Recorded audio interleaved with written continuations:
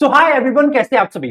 तो guys finally IBPS PO 2023 के सारे शिफ्ट खत्म हो चुके हैं भाई। डे 1 डे 2 आठों के आठों शिफ्ट कंप्लीट हो चुके हैं और अब हम एक फाइनल वर्डिक्ट के साथ तैयार। ठीक है, अब देखो सबसे पहले बात कर ले भाई डिफिकल्टी लेवल की। तो आज हम सारी चीजें कंपेयर करेंगे भाई। डे वाइज आपका कंपैरिजन क्या था, डे 1 और डे 2 का कंपैरिजन क्या था भाई, शिफ्ट वाइज कंपैरिजन क्या था भाई, डे 1 की 4 शिफ्ट और डे 2 की 4 शिफ्ट, इनमें क्या कंपैरिजन था। सबसे इंपॉर्टेंट क्वेश्चन की भाई अलग अलग जब डिफिकल्टी लेवल था शिफ्ट का, तो सबसे इंपॉर्टेंट बात क्या है कि भाई नॉर्मलाइजेशन तो यहां आप पिक्चर में आने ही वाला। ठीक है, अब देखो कुछ शिफ्ट्स के जो नंबर है वो इंक्रीज होने वाले हैं, कुछ शिफ्ट्स के नंबर यहाँ पे डिक्रीज होने वाले हैं। तो नॉर्मलाइजेशन कैसा होगा इसके ऊपर बात करेंगे और फिर फाइनली सबसे इंपॉर्टेंट बात करेंगे भाई इस बार का एक्सपेक्टेड कट ऑफ हमारे हिसाब से कितना रह सकता है। तो ये चलिए चालू करते हैं, एक एक करके सारी चीजें समझ लेते हैं। ठीक है, सबसे पहले चालू करते हैं डे वाइज हमारा एनालिसिस क्या बोलता है भाई। डे वाइज एनालिसिस चिल्ला चिल्ला के यही बोलता है कि भाई डे 2 जो कल हुआ वो थोड़ा ज्यादा डिफिकल्ट था डे 1 के कंपैरिजन में।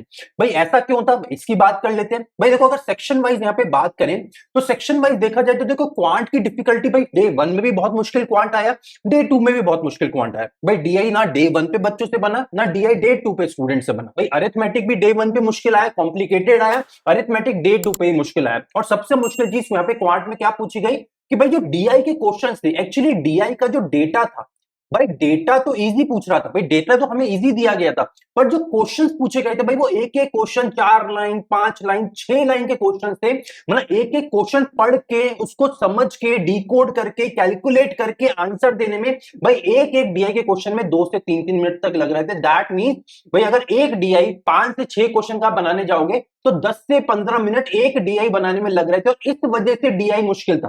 भाई मैंने बहुत सारे स्टूडेंट से बात करी, वो सब यही बोल रहे थे कि भैया अगर यहाँ पे अनलिमिटेड टाइम होता ना हमारे पास तो हम सारे के सारे डीआई बना के आ जाते, पर वो 20 मिनट में मेंस लेवल के यहाँ पे डीआई दे दिए, क्लर्क मेंस लेवल के, आरआरबी पीओ मेंस लेवल तक के डीआई दे दिए और 20 मिनट में जैसे टाइमर कम होते जा रहा था ना हमें और ज्यादा नर्वसनेस आ रही थी अंदर से। ठीक है, आई नो दैट, और इसी वजह से हम बोल रहे हैं कि भाई अगर क्वांट के सेक्शन को कंपेयर करें तो वो ऑलमोस्ट सेम था डे 1 और डे 2 का। ठीक है, क्वांट का सेक्शन सेम था। तो मेन चेंज कहां पे आया भाई, मेन डिफरेंस कहां पे आया भाई, वो आया आपके रीजनिंग के सेक्शन में। कैसे भाई, डे 1 पे जहां पे जो आपका रीजनिंग था वो ऑलमोस्ट हर शिफ्ट में इजी टू मॉडरेट पूछा गया, एक्सेप्ट थर्ड शिफ्ट में जो आपका रीजनिंग का लेवल था वो इंक्रीज कर दिया गया।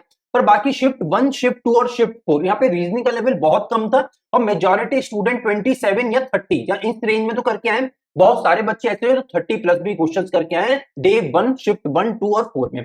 वही डे 2 की बात करें तो भाई डे 2 पे जो रीजनिंग का लेवल था वो एकदम से इन्होंने मॉडरेट कर दिया। मतलब जहां हम 27 या 30 की बात कर रहे थे, डे 2 पे नंबर थोड़ा कम हो गया। और रीजनिंग में क्या हुआ, यहाँ पे जो बच्चे थे, कोई बच्चा 17 क्वेश्चन करके आ रहा है, कोई 19 क्वेश्चन करके आ रहा है, कोई 20-21 क्वेश्चन करके आया है। मतलब ऑल इन ऑल देखा जाए तो यहाँ पे ओवरऑल अटेम्प्ट जो हमारे रीजनिंग में थे वो कम हो गए। और इस वजह से हम बोल रहे हैं कि जो डे 2 पे जो ओवरऑल स्टूडेंट्स के अटेम्प्ट है ना वो डे 1 के कंपैरिजन में थोड़े ड्रॉप हो गए। यहां तक हमें बात समझ आ गई। मतलब अगर नॉर्मलाइजेशन अगर होगा भी तो डे 2 में अगर आपके नंबर ऑफ अटेम्प्ट ज्यादा है, सब कुछ अच्छा है, तो भाई आपके नंबर बढ़ने थोड़े तय लग रहे हैं मुझे यहाँ पे कंपैरिजन टू डे 1। वहीं डे 1 की जो शिफ्ट 3 थी वो बहुत ज्यादा मुश्किल थी। शिफ्ट वाइज बात कर लेते हैं, चलो ऐसा करते हैं शिफ्ट वाइज बात कर लेते हैं। डे वाइज हमने बात कर ली भाई, डे 2 काफी ज्यादा मुश्किल था एज कंपेयर टू डे 1। अब शिफ्ट वाइज बात कर लेते हैं भाई, डे 1 की कौन सी शिफ्ट मुश्किल थी और डे 2 की कौन सी शिफ्ट मुश्किल थी। ठीक है, अब देखो यहाँ पे पूरा कंपैरिजन आपके सामने है भाई। डे 1 में शिफ्ट 3 सबसे मुश्किल आई, इसके बाद शिफ्ट 1 और शिफ्ट 2 ये भी बहुत ज्यादा मुश्किल थी, पर यहाँ पे इन दोनों का लेवल ऑलमोस्ट सेम था।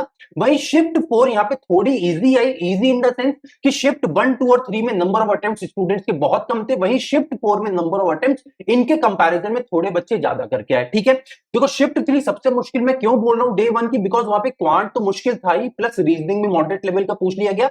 वहीं शिफ्ट 1 और शिफ्ट 2 में क्वांट बहुत ज्यादा मुश्किल आया था। ठीक है, अब ऑल इन ऑल बात करा जाए तो भाई डे 1 पे आपके एक एवरेज अटेम्प्ट कितने थे भाई, डे 1 पे एक एवरेज स्टूडेंट के अटेम्प्ट आपके मोटा मोटा लगा लो 55 से लेके 57 58 की रेंज में आए थे। ठीक है, अब यहाँ पे शिफ्ट 4 में ये नंबर ऑफ अटेम्प्ट थोड़े और ज्यादा बढ़ गए थे भाई। शिफ्ट 4 में आप लगा लो ये अटेम्प्ट थोड़े से और इंक्रीज हो गए, 61 62 तक चले गए थे। ठीक है, वहीं जैसे ही हम डे 2 पे आए भाई, डे 2 पे आते ही नंबर ऑफ अटेम्प्ट्स कम हो गए। भाई यहाँ पे आपका सबसे मुश्किल आया शिफ्ट 4। सबसे मुश्किल इन द सेंस कि बिकॉज यहाँ पे जो बच्चे बता रहे हैं कि भैया जो केसलेट डीआई आया, जो सारी चीजें दी क्वांट में वो बहुत ज्यादा कॉम्प्लिकेटेड हो गई, प्लस यहाँ पे जो इंग्लिश था वो बच्चों को मॉडरेट लगा, थोड़ा ज्यादा परेशान करा, और रीजनिंग में भी स्टूडेंट्स बोल रहे हैं कि भैया एक बार में क्वेश्चन बन नहीं रहा था। तो शिफ्ट 4 कंपैरेटिवली सबसे मुश्किल आया। इसके बाद शिफ्ट 1 और शिफ्ट 2 ये भी बहुत ज्यादा मुश्किल थे। मुश्किल देखो, मैं यहाँ पे ये नहीं बोल रहा हूँ कि शिफ्ट 4 मुश्किल था और शिफ्ट 1 और 2 इजी थे, बिल्कुल भी नहीं, बस सारे ही शिफ्ट मुश्किल थे। पर कंपैरिजन करा जाए तो शिफ्ट 1 और शिफ्ट 2 में बहुत मुश्किल चीजें आई, शिफ्ट 4 में थोड़ा एक नॉच और ज्यादा मुश्किल था, और शिफ्ट 3 डे 2 का सबसे इजी आया। ठीक है, अभी जितने भी स्टूडेंट है शिफ्ट 3 वाले भाई, आप मान के चलो डे 1 और डे 2 अगर सारा कंपैरिजन करें ना, तो तब में सबसे इजी आया आपका शिफ्ट 3 डे 2 का। ठीक है, यहाँ पे मेजोरिटी स्टूडेंट अच्छे खासे अटेम्प्ट करके आए भाई, बहुत सारे बच्चे जो 65 प्लस अटेम्प्ट भी करके आए हैं शिफ्ट 3 डे 2। अब यहां तक हमारी सारी बात हो गई, मतलब अगर शिफ्ट वाइज भी बात करें तो सबसे मुश्किल शिफ्ट कौन सा आया भाई, डे 2 का शिफ्ट 4 सबसे मुश्किल था, ये आया आपका नंबर 1 सबसे मुश्किल शिफ्ट। इसके बाद डे 1 का शिफ्ट 3 सेकंड नंबर पे आएगा। इसके बाद ये सारे शिफ्ट, ये जो कंबाइंड शिफ्ट आपको दिख रहे हैं, शिफ्ट 1 और शिफ्ट 2, ये सब के सब नंबर 3 पे आएंगे। इसके बाद शिफ्ट 4 ऑफ डे 1 ये आएगा आपका नंबर 5, डिफिकल्टी लेवल पे बात कर रहे हैं, और शिफ्ट 3 ऑफ डे 2 ये आएगा लास्ट, बिकॉज ये कंपैरेटिवली सबसे ज्यादा अटेम्प्ट्स इस शिफ्ट में बच्चे करके आए। मतलब अगर ऑल इन ऑल यहाँ पे बात करी जाए शिफ्ट वाइज एनालिसिस की, तो भाई shift 3 of day 1, shift 4 of day 2 ये सबसे मुश्किल है। यहाँ पे नंबर, अगर आपके अटेम्प्ट्स बहुत अच्छे हैं तो यहाँ पे आपके नंबर इंक्रीज होने मुझे काफी ज्यादा चांस लग रहे हैं। इसलिए देखो मैंने यहाँ पे टॉप पे भी लिखा भाई, normalization will play major role here, because देखो सीधी सीधी बात बताता हूं, अगर डे 1 शिफ्ट 3 डे 2 शिफ्ट 4, अगर ये दोनों शिफ्ट में आपका एग्जाम पड़ा है, आपकी एक्यूरेसी अच्छी है, आपके नंबर ऑफ अटेम्प्ट्स अच्छे हैं, तो भाई मैं मान के चल रहा हूं नॉर्मलाइजेशन में आपके यहाँ पे नंबर बढ़ने थे। इसी के साथ अगर आपका डे 2 पे शिफ्ट 3 आता है और आपकी एक्यूरेसी अच्छी नहीं है या आपके नंबर ऑफ अटेम्प्ट्स कम है, तो यहाँ पे नॉर्मलाइजेशन में मुझे ऐसा लग रहा है कि नंबर थोड़े बहुत घट सकते हैं। भाई अगर घटने की बात आई, भाई अगर इस बार आईबीपीएस पीओ नॉर्मलाइजेशन में नंबर घटाने वाला हुआ, तो भाई शिफ्ट 3 ऑफ डे 2 में नंबर थोड़े ड्रॉप हो सकते हैं, बिकॉज ओवरऑल सबसे ज्यादा जो कंपैरेटिव एनालिसिस हम कर रहे हैं, तो सबसे ज्यादा अटेम्प्ट स्टूडेंट शिफ्ट 3 में करके आए ऑफ डे 2। मतलब यहां तक हमने सारी बात कर ली, नॉर्मलाइजेशन बहुत बड़ा रोल प्ले करेगा, नंबर इंक्रीज होंगे, यहां तक बात हो गई। अब फाइनली बात कर लेते हैं कि भैया हमें कट ऑफ क्या लग रहा है ना, सबसे इंपॉर्टेंट बात है भैया एक्सपेक्टेड कट ऑफ क्या है। तो भैया फाइनल वर्डिक्ट की बात हो रही है, तो आज मैं आपको एक्सपेक्टेड एक तुक्के वाला कट ऑफ नहीं बता रहा, एक कैलकुलेशन के साथ एक प्रॉपर कट ऑफ यहाँ पे बता रहा हूं, जो मुझे लग रहा है प्रॉपर फाइनल वर्डिक्ट की तरह मैं आपके सामने रख सकता हूं। ठीक है, अब देखो सबसे पहले यहाँ पे डे वाइज बात कर लेते हैं, डे 1। ठीक है, अब देखो डे 1 में जो आपके एवरेज अटेम्प्ट थे वो थे 55 से लेके 57। ठीक है, वहीं डे 2 पे जो आपके एवरेज अटेम्प्ट है वो थोड़े कम हो गए, 50 से लेके 55 मान लो। ठीक है, ये एवरेज अटेम्प्ट है डे 2 पे। मतलब ऑल इन ऑल अगर आप यहाँ पे देखोगे भाई, डे 2 पे हमारा थोड़ा लेवल इंक्रीज हुआ। और मैं हमेशा एक बात बोलता हूं कि भाई जो कट ऑफ आता है वो हमेशा एवरेज स्टूडेंट डिसाइड करता है और ना कि टॉप। भाई ऐसा नहीं है कि भाई अगर हम बोले कि भैया वो तो मेरा एक दोस्त है फला फला, भैया उसने तो 60 प्लस क्वेश्चन करे हैं, भैया कट ऑफ तो इस बार बहुत ज्यादा जाएगा, 57 प्लस जाएगा। या भैया मेरी एक सहेली है, वो तो मेरे साथ कोचिंग में पढ़ती थी, भैया उसने 65 प्लस क्वेश्चन कर दिए, भैया उसके हिसाब से तो भैया मुझे ऐसा लग रहा है कि इस बार कट ऑफ 60 प्लस ना चले जाए। तो ऐसे कभी नहीं होता भाई, टॉपर कभी भी कट ऑफ डिसाइड नहीं करता, कट ऑफ हमेशा एक एवरेज स्टूडेंट डिसाइड करता है। भाई ऐसा क्यों, बिकॉज भाई टॉपर कितने लोग होते हैं भाई, 1 2 5 10 15, और एवरेज स्टूडेंट मेजॉरिटी है भाई। अगर 20,000 50,000 60,000 बच्चा अगर मीन्स देने जा रहा है, तो मेजॉरिटी बच्चा डिसाइड करता है कि भाई इस बार का कट ऑफ क्या रहने वाला है। तो इसलिए एक एवरेज स्टूडेंट की बात करें, मेजॉरिटी स्टूडेंट की बात करें, तो भाई डे 1 डे 2 इस प्रॉपर एनालिसिस का मुझे ऐसा लग रहा है कि भाई कट ऑफ रहेगा आपका 50, और इसमें प्लस माइनस 2 कर लीजिए, इससे ज्यादा मुझे नहीं लग रहा जा सकता है। हाँ, एक यहाँ पे प्रॉब्लम है कि भाई अभी तक वैकेंसीज नहीं आई है, वैकेंसीज अभी बहुत सारे बैंक अच्छे हैं भाई, 6 बैंक अभी ऐसे हैं जिन्होंने नॉट रिपोर्टेड रखी है वैकेंसीज, बिकॉज मुझे ऐसा लग रहा है वैकेंसीज बढ़नी चाहिए। पर अगर आपको ऐसा लग रहा है कि भाई इस बार वैकेंसीज कम है एज कंपेयर टू पिछले साल आईबीपीएस पीओ 22, तो भाई अगर आप एग्जामिनेशन को भी कंपेयर करोगे ना, यहाँ पे दो चीजें होती है, एक वैकेंसीज और एक level of examination.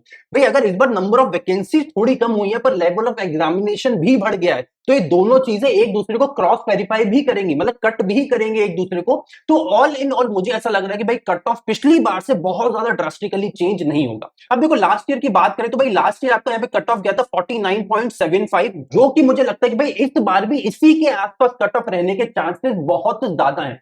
That means मेरा कहने का मतलब यही है कि भाई अगर आप लोग के ओवरऑल अटेम्प्ट्स 50 प्लस हैं और आपकी एक्यूरेसी बहुत अच्छी है, भाई अगर आपकी एक्यूरेसी 90% प्लस है, आपके अटेम्प्ट्स 50 प्लस हैं, तो भाई मैं आपको बोलूंगा राइट अवे मीन्स एग्जाम की तैयारी चालू कर दीजिए, बिकॉज भाई इस बार आप लोगों के सिलेक्शन के चांसेस ज्यादा हैं। और मेजॉरिटी स्टूडेंट के साथ इस बार पता है क्या होने वाला है कि भाई आप लोग का सिलेक्शन हो जाएगा, आप लोग का प्री निकल जाएगा, पर आप लोग उतना सिर दबा के बैठे रहोगे, अरे मेरा बहुत खराब हो गया भैया, मेरा तो साल बर्बाद हो गया भैया, पेपर बर्बाद हो गया, मेरा दिन खराब हो गया, मेरी जिंदगी खराब हो गई। ये करते रहोगे और फाइनली जिस दिन रिजल्ट आएगा ना, आपको पता चलेगा आपका प्री निकल गया और मेंस के लिए आपने कुछ भी तैयारी नहीं करी।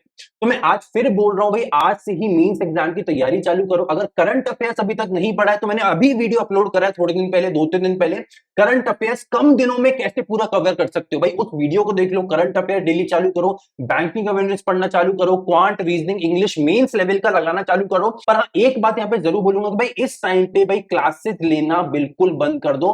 एकमात्र चीज जो इस टाइम आपको करनी है भाई वो है प्रैक्टिस और प्रैक्टिस। भाई पीडीएफ मटेरियल से प्रैक्टिस करो या जहां से भी प्रैक्टिस करना चाहते हो वहां से प्रैक्टिस करो, पर क्लासेस में ज्यादा टाइम आप वेस्ट मत करना, बिकॉज आप लोगों का कॉन्सेप्ट बिल्डिंग ऑलरेडी आप लोग कर चुके हो। तो भाई यहां तक हमारा पूरा बात हो गया। भाई इस बार कट ऑफ क्या रह सकता है, day wise analysis, shift wise analysis क्या हो सकता है, इसके साथ नॉर्मलाइजेशन होगा या नहीं होगा, होगा तो किस शिफ्ट के नंबर बढ़ेंगे, किस शिफ्ट के नंबर कम होंगे, सारी चीजों के हमने ऊपर बात कर ली। अब आपको क्या करना है भाई, आपको नीचे अपने सारे अटेम्प्ट्स और एक्यूरेसी नीचे कमेंट करके बताना है। भाई नीचे जो हमारा कमेंट सेक्शन है उसको हम एक पोल सेक्शन की तरह कवर करने की कोशिश करेंगे। मतलब जितने ज्यादा कमेंट होंगे शिफ्ट वाइज उतना हमें और ज्यादा क्लैरिटी मिलेगी कि भाई इस बार का कट ऑफ कितना रह सकता है। बिकॉज मुझे ऐसा लग रहा है कि भाई पिछले बार के आसपास कट ऑफ रहने के चांसेस बहुत ज्यादा है। तो मुझे नीचे कमेंट करके बताइएगा कि आपको क्या लगता है भाई, आपके हिसाब से कट ऑफ कितना होना चाहिए, इसके साथ आपके शिफ्ट वाइज, डे वाइज कितने अटेम्प्ट्स है, नीचे कमेंट करिए। मैं वेट कर रहा हूं आप सबके कमेंट का। मिलते हैं अगले वीडियो में, till then take care and bye bye.